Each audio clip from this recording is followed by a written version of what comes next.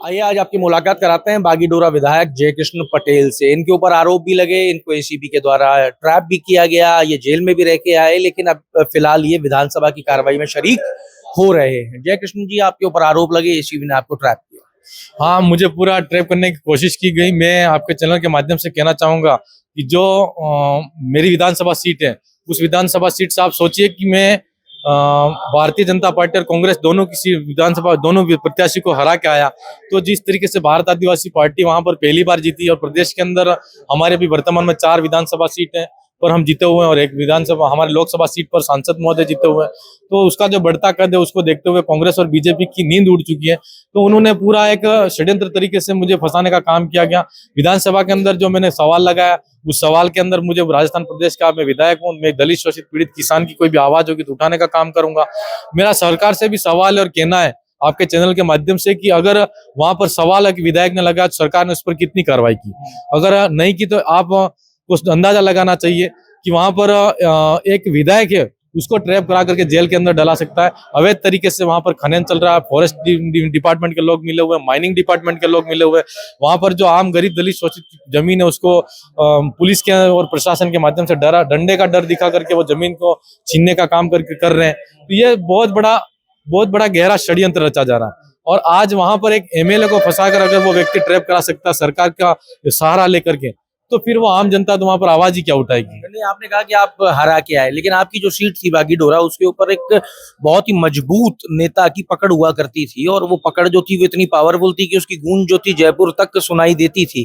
तो महेंद्रजीत सिंह मालवीय कांग्रेस से बीजेपी में चले गए और अब वापस जो है वो कांग्रेस के अंदर आ गए हैं। आप लोग इंडिया गठबंधन में हो, किस तरीके से आप देख रहे हो, आपको कितना नुकसान या कितना फायदा होगा?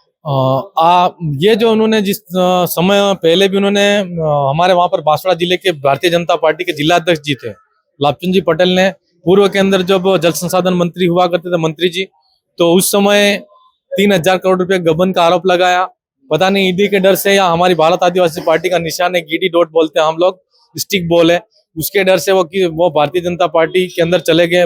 वहां पर जाकर उनको ये भी लगा कि मैं ईडी से भी बच जाऊंगा और मुझे अच्छा ऊंचा पद भी मिल जाएगा। वहां पर जनता ने जिस समय उन्होंने 40 साल तक कांग्रेस के अंदर रह के कांग्रेस के नहीं हुए, कांग्रेस का जो व्यक्ति था मतदाता था उसका भी वो भरोसा खो चुके थे और उनको औंधे मुख की खानी पड़ी और वहां पर उनको बुरा हार का सामना करना पड़ा।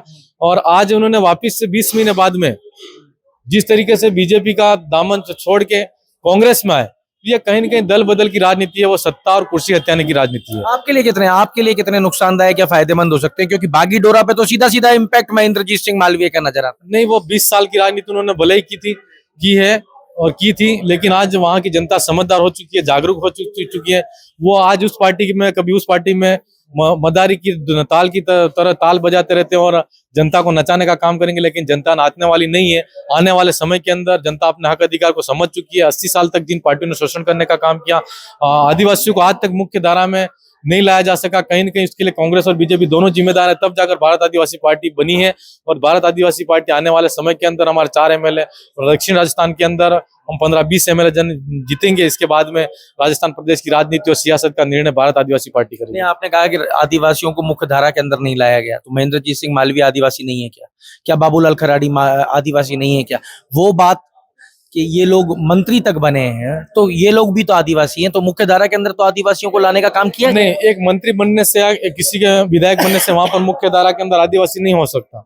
कारण नहीं हो सकता, इसका कारण बता रहा हूँ। क्योंकि शिक्षा, स्वास्थ्य और सड़क को आज तक वहां पर धरातल पर कितना आम जन का फायदा पहुंचाया जा सकता है, जा सका है। और आज तक वहां पर शिक्षा की गुणवत्ता मिल रही है, नहीं मिल रही है, स्कूल के हालात क्या है। 80 साल के अंदर भी उन लोगों को आज तक हमारे जो मूलभूत सुविधा मिलनी चाहिए वो नहीं मिल पा रही है। कहीं न कहीं ये लोग जिम्मेदार है। आज अगर आप देख लीजिए कि ओपीडी के अंदर अगर कोई अस्पताल के अंदर व्यक्ति खड़ा है तो वो लाइन के कतार के अंदर खड़ा हो, इवन वहां पर इतना बोलने में सक्षम नहीं है कि वो डॉक्टर से अपनी वहां पर रिसिप्ट काटने वाले व्यक्ति से अपनी बात कर सके, उतना सक्षम नहीं है। और वो वहां रिसिप्ट काटने के लिए लाइन पे खड़ा, उसी में दम निकल जाता है। इन लोगों को जब मौका दिया आदिवासियों ने, तो इन्होंने क्या किया जब इतना ही नहीं हुआ वहां पे? आप कह रहे हो मूलभूत आवश्यकताएं पूरी नहीं हुई है, तो वहां हुआ क्या है? वहां पर देखो, जनजाति क्षेत्र विकास विभाग का जो सबसे बड़ा विभाग वहां पर होता है राजस्थान प्रदेश का, उसके अंदर उपयोजना क्षेत्र के विकास के लिए स्पेशली पैसा मिलता है, लेकिन वहां पर वो आदिवासियों के पैसा आदिवासियों के विकास कल्याण के लिए नहीं खर्च करके वहां पर आला अफसर अधिकारी होते हैं या अन्य मंदिर मस्जिदों के नाम से वहां पर पैसा खर्च किया जा रहा है, तो कहीं न कहीं वो उपयोजना क्षेत्र के आम जो व्यक्ति को, गरीब किसान को नहीं फायदा इसका मिल पा रहा है। तो टीएडी का जो बजट है वो अभी भी इसी तरीके से हो रहा है बिल्कुल, क्या? वर्तमान में पूर्व में 1750 करोड़ रुपए की सरकार ने घोषणा की थी, उसके अंदर अभी 55% रुपया खर्च किया गया, और 55% का भी हिसाब ये नहीं कि कहाँ खर्च किया गया, और जो बचा कुचा पैसा है वो 55% के अलावा बचा पैसा वो कहाँ खर्च नहीं कर पाए मंत्री जी, तो क्यों नहीं कर पाए?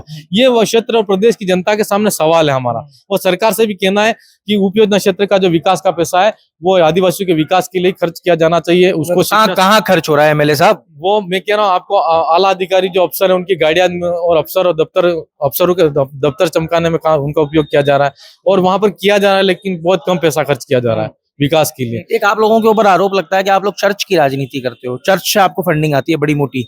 बिल्कुल, ये जो कहने वाले लोग हैं वह कहीं न कहीं प्रदेश के अंदर और देश के अंदर, आज हम कहना चाह रहे हैं कि हिंदू, मुसलमान, क्रिश्चियन, ईसाई और जाति धर्म की लड़ाई से ऊपर हमको मानवता और विश्व कल्याण और जन कल्याण की लड़ाई को लड़ने की जरूरत है, और देश और प्रदेश के मतदाता को भी समझने की जरूरत है कि आम जनता का पेट है और युवा किसान बेरोजगार की जो लड़ाई है, अगर उसका जीवन यापन सही तरीके से जीना है तो उसके लिए कोई धर्म सबसे बड़ी लड़ाई नहीं है। धर्म हमारा भारत का संविधान के अंदर किसी को मानने का अधिकार है, सब मान सकते हैं, लेकिन धर्म के नाम पर लड़ा करके उसको वोट को विभाजित करके लेना, यह कहीं न कहीं राजनीति है। तो हम कहना चाहेंगे कि हम ईसाई, क्रिश्चियन या हिंदू मुसलमान से कहीं से हमको पैसा नहीं आता है।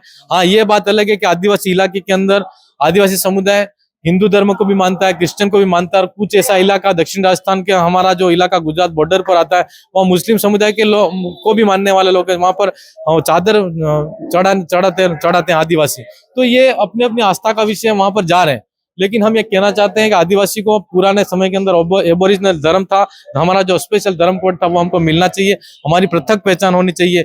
और जहां पर अगर प्रदेश की जनता की बात आती है तो धर्म की लड़ाई से बड़ी मानव कल्याण और जीव कल्याण की लड़ाई है। कल्याण की लड़ाई है। देखिए, आप सुन रहे थे बागीडोरा विधायक जयकृष्ण पटेल को, जिन्होंने कहा कि साहब बागीडोरा एक ऐसी सीट थी जहां से भारतीय जनता पार्टी और कांग्रेस दोनों ही पार्टियों के दिग्गजों को हरा के मैं वो सीट जीत के आया।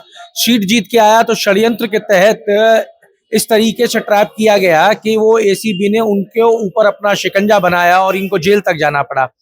महेंद्रजीत सिंह मालवीय के ऊपर बड़ा स्पष्ट कहना है बागीडोरा विधायक का कि महेंद्रजीत सिंह मालवीय की राजनीति को अब लोग समझ चुके हैं। कभी इधर और कभी उधर की राजनीति नहीं चलेगी, अब राजनीति चलेगी विकास की। जिस जगह पे 80 साल में भी मूलभूत आवश्यकताएं पूरी नहीं हुई हैं, उस जगह को अब सब कुछ चाहिए। जुड़े रहिए हमारे साथ। अमर उजाला के लिए जयपुर से मैं आशीष। आपके राज्य की खबरें, आपके शहर की खबरें सबसे पहले जानने के लिए देखते रहें अमर उजाला। चैनल को सब्सक्राइब जरूर कर लें और पाएं हर अपडेट।